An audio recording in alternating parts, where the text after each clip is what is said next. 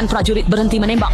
Melihat asap tebal di depan, perwira tidak berani maju, lalu memerintahkan prajurit untuk memeriksa. Meski prajurit itu ketakutan, ia tetap harus patuh. Ia menahan napas, melangkah perlahan dan hati-hati. Tiba-tiba, perisai jatuh dari langit, prajurit itu langsung hancur. Melihat itu, perwira memerintahkan 2 prajurit mengepung dari kedua sisi. Hasilnya sudah bisa ditebak.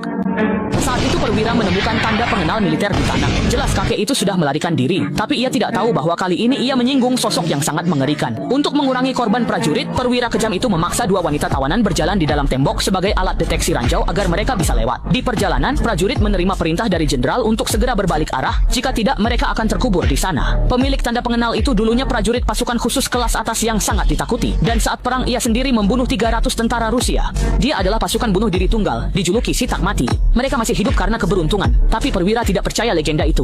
Ia juga mengincar 2 kantong emas si kakek. Saat ini mereka hampir kalah perang, dan hanya dengan emas itu mereka bisa punya jalan keluar. Sementara itu, si kakek yang melarikan diri tergeletak kelelahan di samping mobil rusak. Dalam pertempuran tadi, lengan dan pahanya terkena tembakan. Jika tidak segera ditangani, akan sulit baginya berjalan. Untuk menghentikan pendarahan di lengannya, ia menempelkan arang di luka, mengikat pahanya dengan sabuk, lalu menusukkan pisau anti tetanus ke dagingnya dan mengorek keluar pelurunya.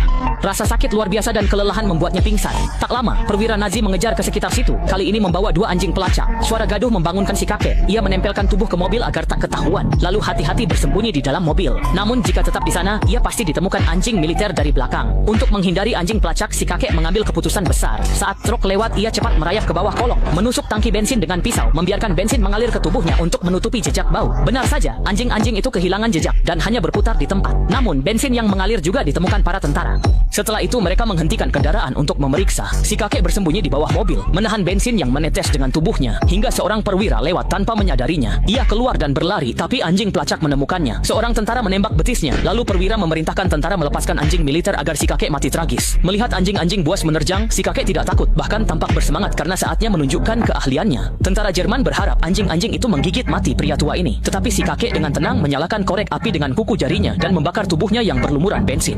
Anjing-anjing bos tak berani mendekat karena api. Sementara perwira segera memerintahkan tentara menembak si kakek.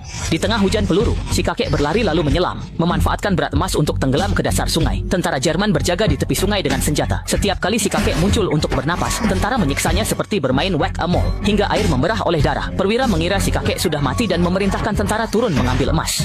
Tanpa disadari, itu jadi kesempatan emas bagi si kakek. Saat tentara mencari di air, si kakek muncul di belakang salah satu dari mereka, menggorok lehernya dan mengisap oksigen dari tubuhnya. Permukaan air bergejolak, memercikan air merah. 2 tentara di perahu ketakutan, tapi perwira tetap memerintahkan tentara lain turun ke air yang bernasib sama. Melihat rekannya tewas, tentara yang tersisa sangat ketakutan, mengabaikan perintah dan mendayung perahu kecilnya untuk melarikan diri. Perwira memerintahkan penembak jitu mengeksekusinya. Anehnya,